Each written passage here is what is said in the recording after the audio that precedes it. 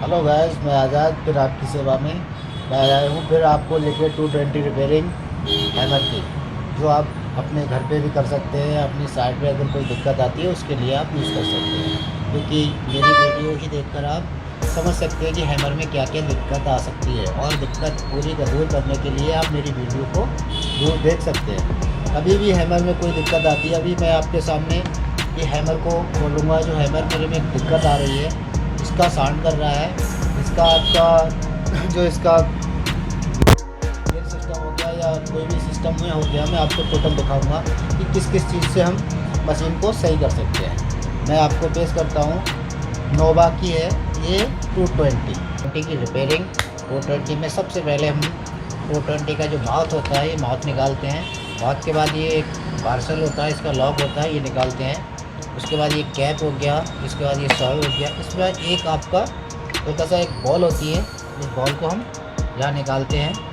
Ball निकालने के बाद में एक इसका कैप होता है, फिर भी निकालते हैं। फिर लास्ट ये स्प्रिंग होता है, ये निकालते हैं। उसके बाद में इसका नॉब निकालते हैं, अप डाउन करने वाला। ये देखिए, इसका नॉब हो गया। उसके बाद में 220 का आगे का फेस हम पूरा खोलते हैं। खोलने के बाद में आपको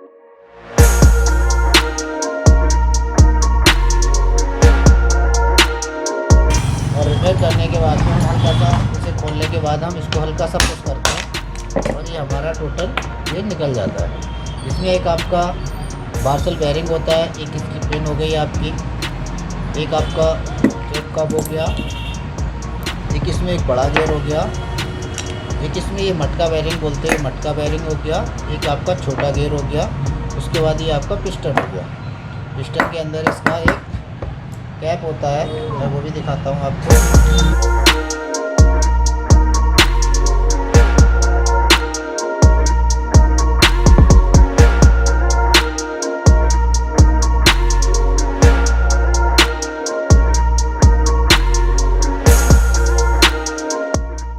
क्या ये कैप, ये देखिए थोड़ा सा टाइट होता है, क्योंकि इसमें प्रेशर बनता है, इसलिए थोड़ा सा टाइट निकलता है। इसको ध्यान से निकालना, क्योंकि इसमें एक रबड़ होती है और यही पूरी मशीन को पुश करता है। उसके बाद में इसका हम ये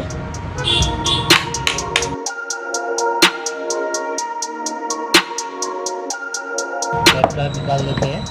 उसके बाद हम इसको जस्ट पीछे कर लेते हैं। उसके बाद में पीछे में इसके चार हम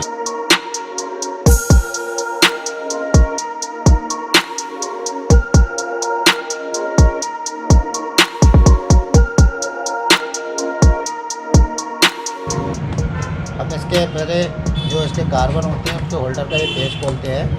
पेज खोलने के बाद में इसका हम होल्डर निकाल देते हैं। तो होल्डर निकालते हैं तो इसका कार्बन साथ में इसके निकल जाता है। ऐसे ही इसका दूसरा भी होल्डर हम निकालते हैं। ये देखिए, दूसरा होल्डर भी हमने बाहर निकाल दिया। तीसरा इसका हमारा जो स्विच होता है, स्विच के हम बाहर उतरिए फील्ड में लगे हुए होते हैं, हम इसको भी निकाल देते हैं। ये हमारा सिस्टम अलग हो गया। ये हमारा इसका हो गया कार्बन का। उसके बाद हम इसका आर्मेचर ऑलरेडी बाहर निकाल देते हैं, जिसकी हमें ज़रूरत है कि दिक्कत हमारे आर्मेचर और फील्ड में और गियरों में आ रही थी। कुछ गियर हमें चेंज करने होंगे। ये आर्मेचर हमारा टकरा रहता है, इसीलिए ये आवाज़ कर रहा था। एक इसका बेयरिंग ख़राब है, हम बेयरिंग के चक्कर में और हमें निकालना पड़ा। और फील्ड में हल्का सा इसमें जो स्केच आ रही है, हमें यहाँ पर एक पिन लगानी पड़ेगी। इस साइड स्केच आ रही है, यहाँ पर एक पैकिंग लगाना पड़ेगा, इसलिए हमारा स्क्रेच ख़त्म हो जाएगा। ये आर्मेचर टकराना बंद हो जाएगा। और हम सबसे पहले इसका बेयरिंग चेंज करते हैं।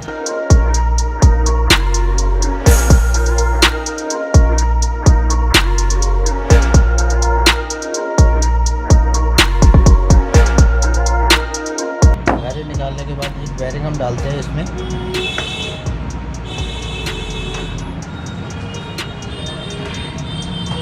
607 का एक बेयरिंग पड़ेगा। 607 का बेयरिंग हम लगा देते हैं, और लगाने के बाद में कंप्लीट हो जाता है। इसकी एक रबड़ होती है पीछे, उसका ध्यान से रखना है कि रबड़ निकालना है, क्योंकि उसे देखना होता है कि रबड़ हमारी ख़राब हो रही है। अगर रबड़ ख़राब हो रही है तो फील्ड से नहीं टकराएगी, और रबड़ सही है तो ये फील्ड से नहीं टकराएगी। ख़राब हो रही है तो ये टकराएगी।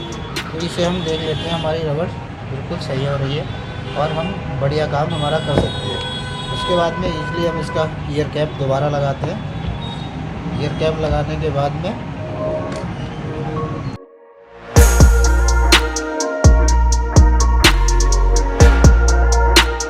हम बता देते हैं कि इसमें हमें क्या करना होगा कि हमें इसमें यहाँ से पेचकस डाल के इसकी फील्ड में पैकिंग लगाना पड़ेगा। पैकिंग लगाने के लिए हमारा रेडी हो गया और हम इसको सही कर देते हैं। दोबारा हमें फिर एक तरफ से दूसरा पैकिंग लगाना पड़ेगा। ये हमारा दूसरा पैकिंग होगा। हमने इसके बाद में इसे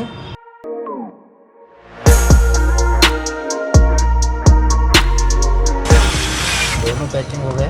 पैकिंग के बाद में हम ईयर कैप लगाते हैं। ईयर कैप लगाना ना भूलें, ईयर कैप नहीं लगेगा तो ये मशीन पूरी गर्म होने लगेगी। ईयर कैप लगाने के बाद में इसको हम जैसा था वैसा इसको हम फिट कर देते हैं। ये देखिए ऑलरेडी नहीं टकराएगी। अब नहीं टकराने के बाद में इसका हम एक बेरिंग देखते हैं। ये वाला बेरिंग हमें आवाज़ कर रहा था।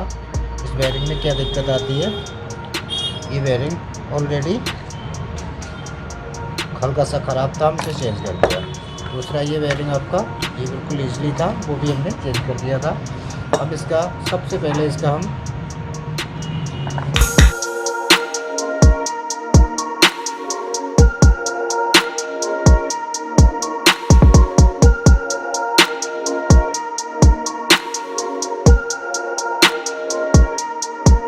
देखो फिट कर दिया। अब हमारा समझ में आता है कि हमारा गियर भी इसका सही है। दूसरा गियर भी हम डाल रहे थे, दूसरा गियर भी हमने देखो डाला हुआ है, नया है। और इसका मटका बेरिंग भी हमारा बिल्कुल सही है, इसकी पिच भी सही है। और एक इसके अंदर एक छल्ला और वरिंग होता है, ये इसका ये भी सही हो रहा है। इसके अंदर जो वाटर पिन होती है एक अंदर, वो भी आपकी सही है।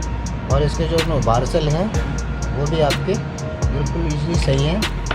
और पार्सल के बाद में हम सारी चीज़ें हम जब चेक करते हैं तो हमारे समझ में ये आता है कि हमारा कुछ चीज़ें हमारी गड़बड़ थी वो हमने नहीं कर रखी। अब हम दोबारा चालू करते हैं इसके लिए फिट करना। सबसे पहले हल्का सा हम ग्रीस को पुश करते हैं, ये लगा देते हैं सब। दूसरी बात, इसमें हम जब इसका पिस्टन लगाते हैं तो पिस्टन में 2 बारसल पड़ते हैं। ये दोनों बारसल डालने के लिए हमें हल्का सा ग्रीस का इस्तेमाल करना होता है।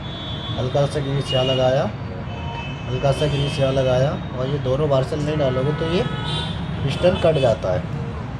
अगर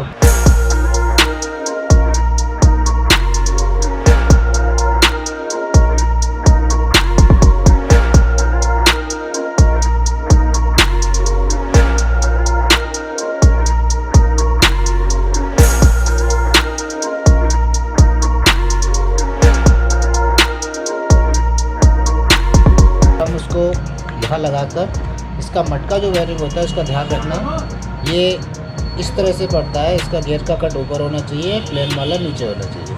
तो हम इसको यूँ करके डाल देते हैं।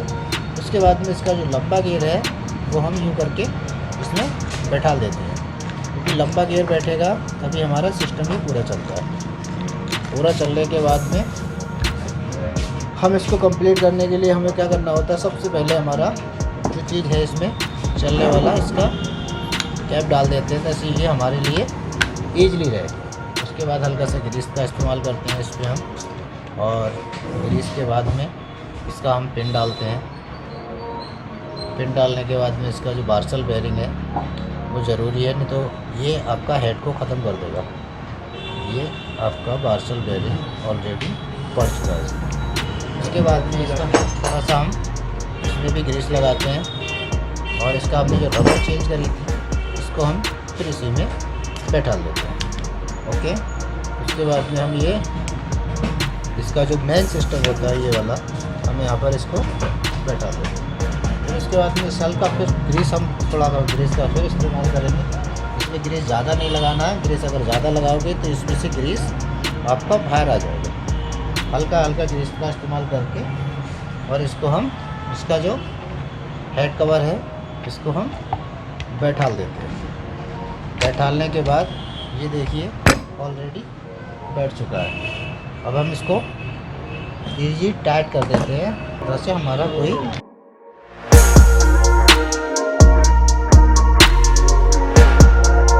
मशीन की जगह से जल्दी से जल्दी इसको टाइट कर देते देते हैं। अब इसको हम थोड़ा सा घुमा के जरूर देखते हैं कि हमारा कहीं पर पीछे फंस तो नहीं रही।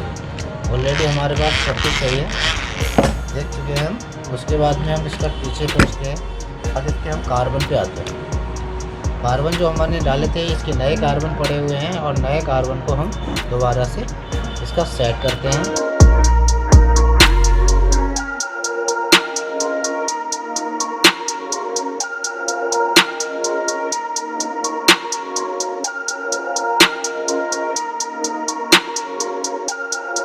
पूरा सिस्टम सीधा हो गया।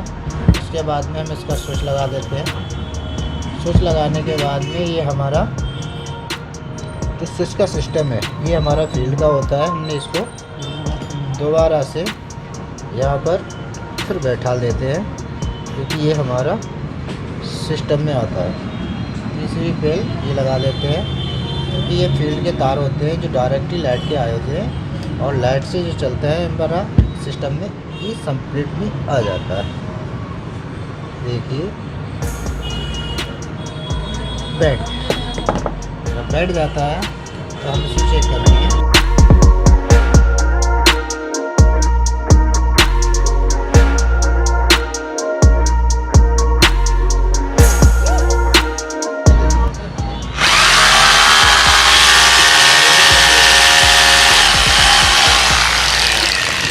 इसमें ये देखना होता है हमें ड्रिल का सिस्टम और हैमर का सिस्टम, इसमें ट्रीटमेंट सिस्टम होता है, वो हमारा सही है या नहीं।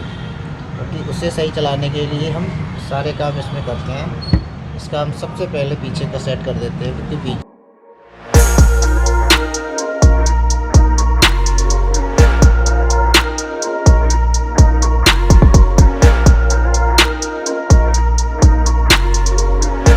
का सिस्टम पूरा सेट हो गया। अब आते हैं आगे, जहाँ पर हमारी हैमर की बिट फंसती है। हैमर की बिट फंसने वाली जगह ये होती है। सबसे पहले इस स्प्रिंग को हम यहाँ पर पुश करके डालते हैं। पुश करने के बाद में ये हमारा एक बार्शल होता है, जिसमें एक प्लेट कट होता है, ये हम यहाँ पर सबसे पहले लगाते हैं। उसके बाद में हमारे इसकी बॉल होती है, बॉल हम यहाँ पर डाल देते हैं। उसके बाद इसका तीसरा बार्शल होता है, कैप यहाँ पर लगा देते हैं। उसके बाद में ये हमारा इसका कैप होता है, ये लगाने के बाद में हमें यहाँ पर एक इसका लॉक होता है, ये लॉक हम यहाँ पर इस पर डाल देते हैं। लॉक डालने के बाद में इसको हम ऑलरेडी कंप्लीट करते हैं। तो ये हमारा यहाँ पर ऑलरेडी कंप्लीट हो गया। इसके बाद में हल्का सा इसमें ग्रीस लगाने के बाद में और इसको भी हम कंप्लीट कर देते हैं। ये हमारा ऑलरेडी इसका मुँह तैयार हो गया। अब आते हैं जो इसका एक अंदर इसमें एक बॉल होती है। ये बॉल आपकी बहुत स्पेशली होती है, अगर बॉल नहीं होगी तो आपका हैमर नहीं चल पाएगा। और इस बॉल को हमें करने के लिए हल्का सा इसमें हमें ग्रीस पुश करना होता है। और ग्रीस पुश करने के बाद में ये हमारा, देखिए हम बॉल यहाँ पर इसके घेर के उस पर लगा देते हैं। और इसका ये कैप होता है, ये इसका बटन होता है, लॉक नॉब बोलते हैं इसे, ये नॉब को हम यहाँ बैठा देते हैं। ये हमारा नॉब तैयार हो गया। ये हमारा जो नॉब है हैमर को ड्रिल करता है, ड्रिल को हैमर करता है। इसमें दोनों ऑप्शन होते हैं, मैं आपको फिर चला के दिखा। इसमें देखिए हम दोबारा हमने चेक किया, हमारा कंप्लीट हो गया। उसके बाद इसको देखो चालू करते हैं, ये इसका ड्रिल है। और ड्रिल के बाद में हम इसको हैमर करना जा रहे हैं। हैमर हो जाता है, ये इसलिए बहुत का काम होता है, ड्रिल और हैमर करना। ये मशीन ऑलरेडी तैयार हो गई। मुझे लाइक करते रहिए, सब्सक्राइब करते रहिए और फॉलो करते रहिए। और कमेंट में अगर कोई भी क्वेश्चन आता है मुझे कमेंट में डालते रहिए। हर बार एक नया वीडियो के साथ मैं हाजिर होगा आज़ाद। एक मेरा मोबाइल नंबर है 7500254786।